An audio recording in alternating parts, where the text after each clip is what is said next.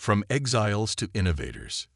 The message from the Voidwalkers arrived when Commander Elena Rice was conducting her daily inspection of Outpost Horizon. Located on asteroid LV-2209, the outpost stood as humanity's farthest reach into the stars, and the closest they dared venture to Council space. Elena paused at the viewport, gazing at the nebula that marked the boundary between human territory and the vast galactic community that had cast them out. The swirling purples and blues might have been beautiful if they didn't represent such a bitter reminder of humanity's isolation.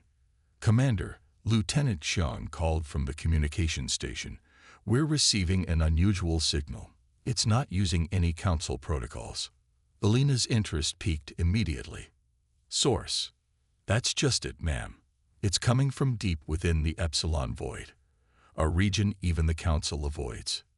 The Epsilon Void, a vast expanse of seemingly empty space that had defied exploration for centuries. The Council claimed it was simply a dead zone, but humans had long suspected there was more to the story. "Put it through," Elena ordered, straightening her uniform. At 45, she carried herself with the confidence of someone who had risen through the ranks during humanity's most challenging era. The holographic display flickered to life, revealing a being unlike any Elena had ever seen. Its form seemed to shift and flow like liquid mercury, stabilizing into a vaguely humanoid shape with elongated limbs and no discernible facial features. "Greetings, humans of Outpost Horizon." The being spoke, its voice resonating directly in their minds rather than through the audio systems. "We are the Voidwalkers. We have watched your kind for many cycles." Elena maintained her composure, though her heart raced. "This is Commander Elena Reyes of the United Earth Coalition. May I ask why you've contacted us now, after merely watching?" The Voidwalker's form rippled slightly. "Because the time of the Council's dominance draws to a close, and those who were wronged shall rise." 75 years earlier, humanity had reached for the stars with unprecedented speed. Within a century of their first moon landing, humans had established colonies throughout their solar system and developed faster than light travel. Their expansion caught the attention of the Galactic Council, a federation of 27 spacefaring species that governed most of the known galaxy. Initial contact had been promising. The Council representatives seemed impressed by humanity's rapid technological advancement, but that impression quickly soured. The Council convened a special session, and their verdict fell like a hammer. Humanity was deemed evolutionarily unstable and dangerously adaptive. Their neural plasticity and genetic variability posed an unquantifiable threat to galactic stability. The Council's decree was absolute. Earth and its colonies would be quarantined, forbidden from expanding beyond their local star cluster. Any human vessels venturing beyond the established boundaries would be destroyed without warning. Protests fell on deaf ears. Diplomatic entreaties were rejected. Humanity found itself exiled from the galactic community just as they had discovered it. "You know our history," Elena said, studying the Voidwalker carefully. "We know all histories," the being replied. "The Council fears what it cannot control. They fear you because you adapt faster than their predictive models can calculate.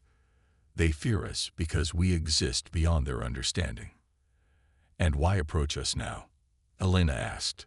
"Because we have discovered something in the void, something that responds only to human neural patterns, something the Council has sought for millennia without success." Within hours, Elena had assembled a team and received authorization from Earth Command to investigate the Voidwalkers' claim. Their shuttle followed the alien vessel into the Epsilon Void, the navigation systems struggling against strange gravitational fluctuations. They arrived at what appeared to be an asteroid belt, but the sensors indicated it was actually a field of debris, fragments of a massive structure that had once orbited a dead star.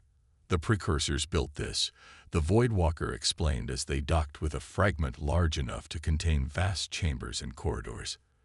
"They seeded this galaxy with life billions of years ago, then vanished.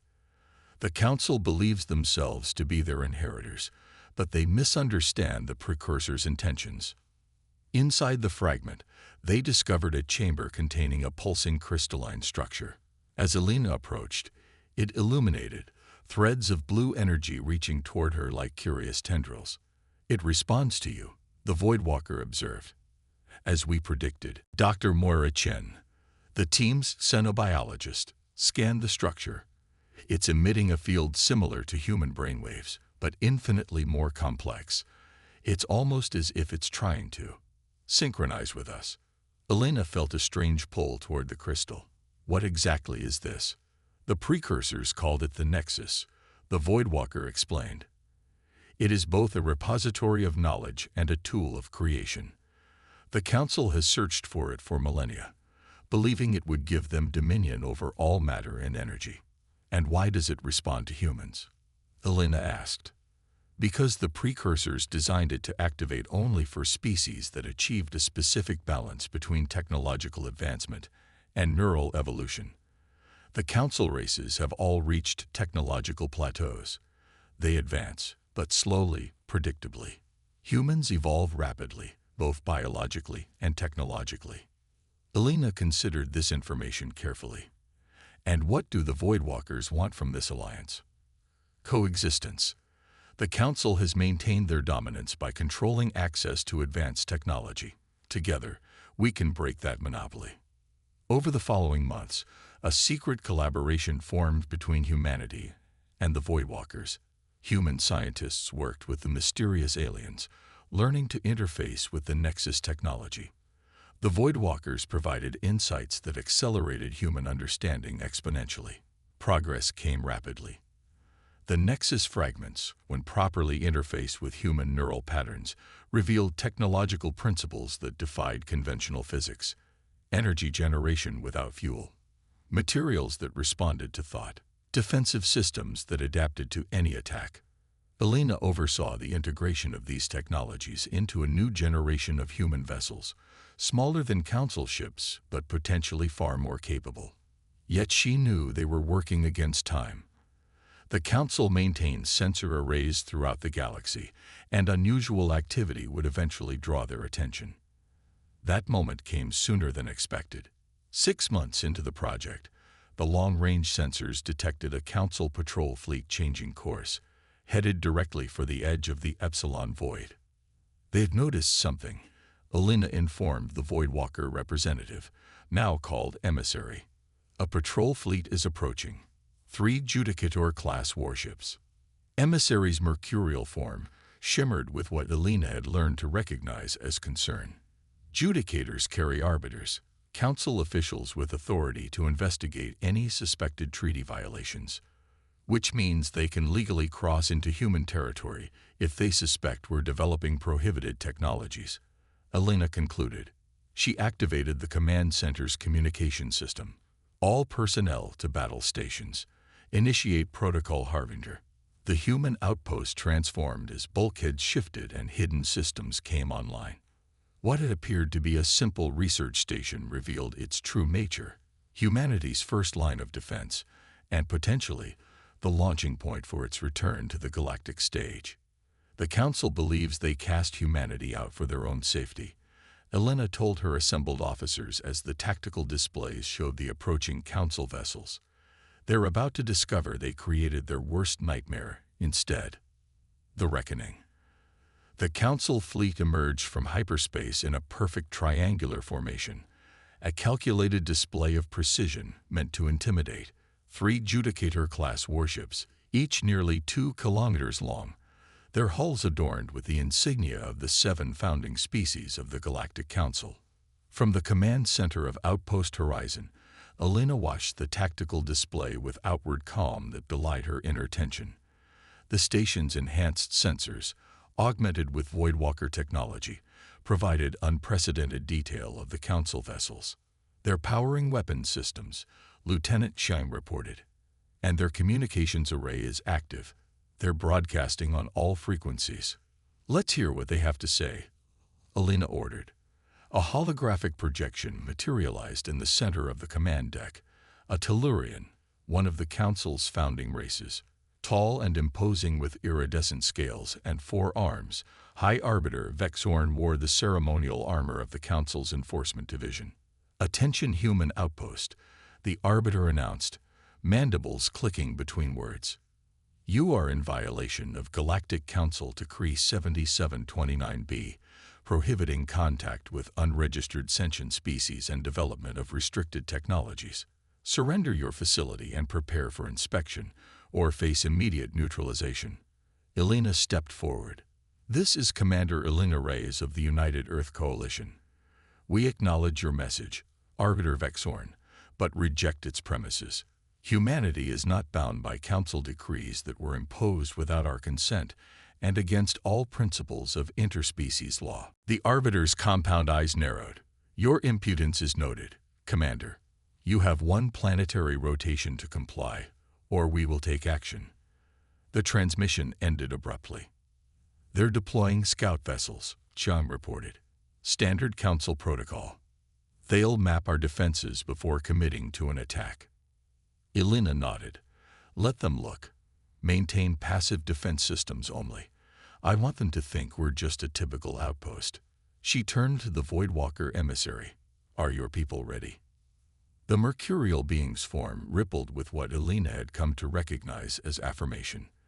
"The Void Fleet awaits your signal. The Nexus integration is complete on all vessels. Then we proceed as planned." Elena opened a secure channel to Earth Command. "Operation Lazarus is a go. I repeat, Lazarus is a go." Acknowledgement came from Admiral Zhang himself. "The home fleet is moving into position, Commander. The Council has played directly into our hands." Elena allowed herself a small smile. For decades, humanity had prepared for this moment, the inevitable confrontation with the Council that had exiled them. But the alliance with the Voidwalkers and the discovery of the Nexus had accelerated their timeline and transformed their capabilities. As the Council scouts completed their survey and returned to their motherships, Elena ordered her personnel to battle stations. The outpost's true nature began to reveal itself as hidden weapon emplacements emerged and energy shields activated. But these were merely conventional technologies the Council would expect. The real surprise lay in wait. "Council vessels are moving into attack formation," Xiang reported. "They're targeting our main reactor and defense grid." "Let them think they know our weaknesses," Elena replied calmly. "Emissary, signal your fleet." The response came not in words, but in a ripple of awareness through the command center as the Voidwalkers activated their cloaking technology.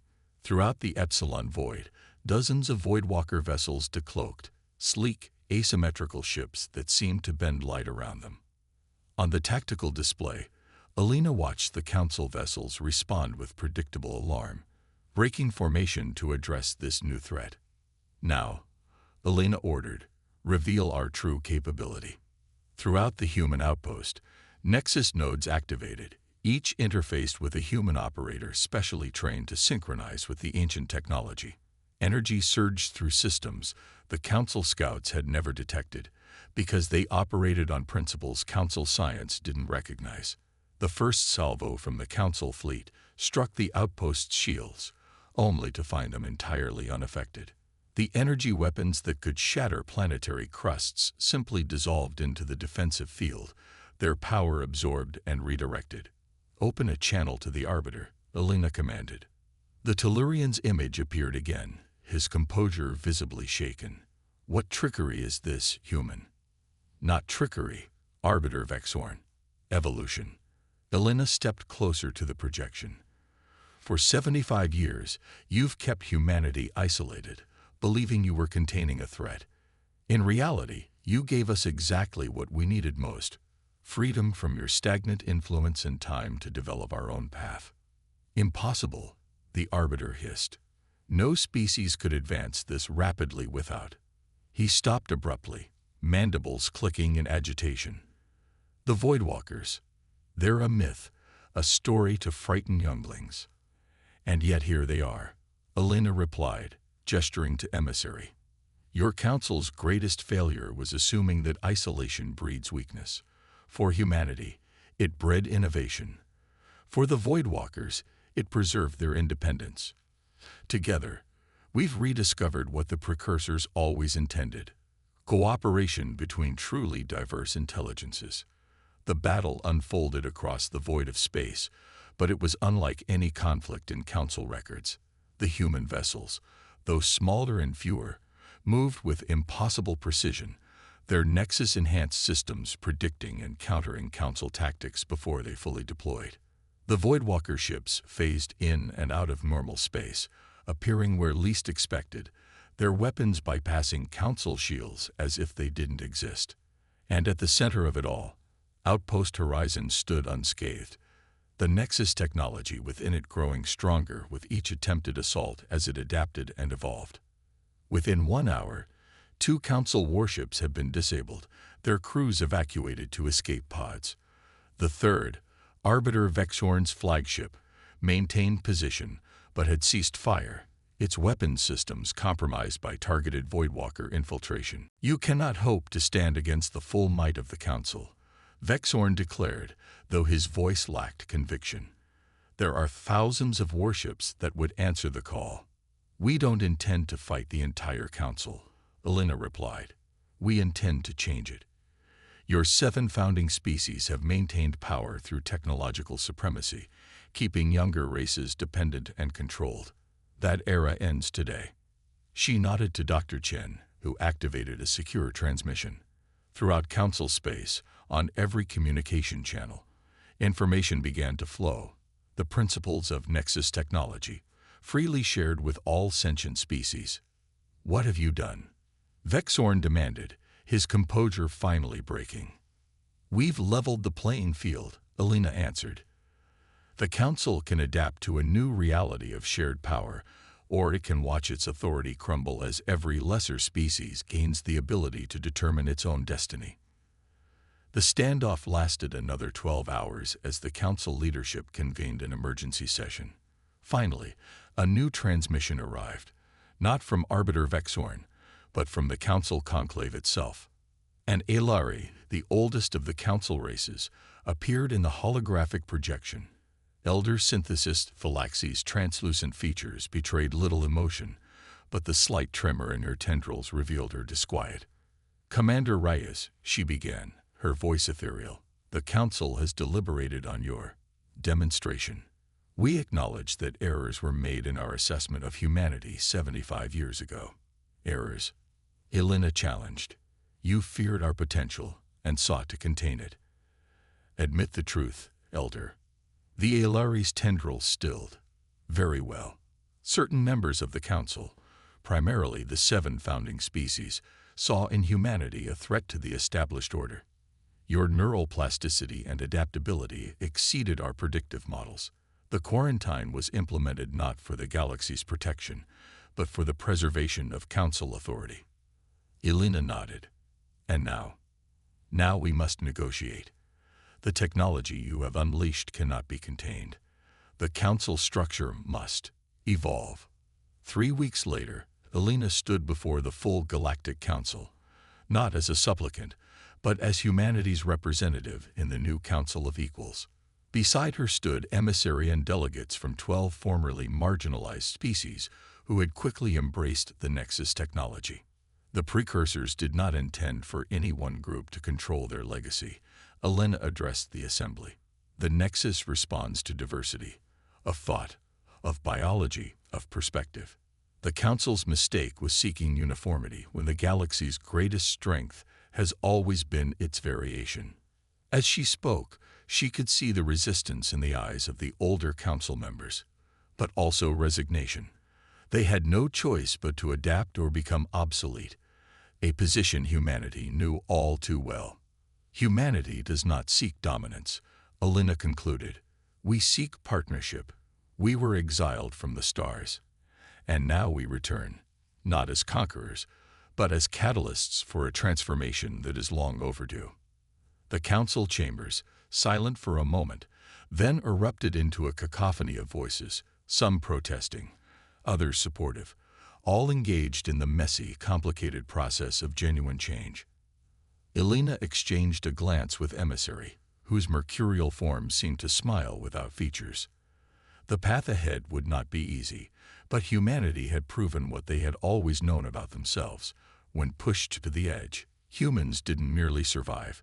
They revolutionized the very rules of existence. The Council had cast them out, believing they were protecting their power. Instead, they had created the force that would transform the galaxy forever.